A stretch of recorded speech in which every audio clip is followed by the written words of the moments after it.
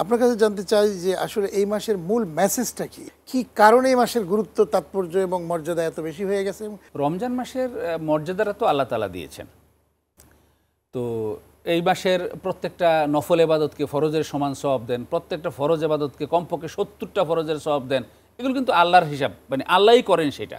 তো এই যে মর্যাদাটা এত গুরুত্ব দিয়ে আল্লাহ এটা গ্রহণ করেছেন, সে আল্লাহই কিন্তু বলে দিয়েছেন রমজান মাসের মানে মূল হেতুটা কি, এবং এই যে রমজান মাসে রোজা ফরজ করা হয়েছে ওই একই হেতুতে, একই কারণে কিন্তু রমজান মাসে রোজা ফরজ করেছে। সেগুলো মানে এই রোজাটা বা এই যে সিয়ামটা এটা অন্য কোনো মাসেও ফরজ করা যেত। আল্লাহ তাআলা কোরআনে কারিমে বলেছেন, শাহরু রমাদানাল্লাযী উনজিলা ফীহিল কুরআন হুদাল লিন-নাস ওয়া বাইয়িনাতিম মিনাল হুদা ওয়াল ফুরকান ফামান শাহিদা মিনকুমুশ শাহরা ফালিয়াসুমহু।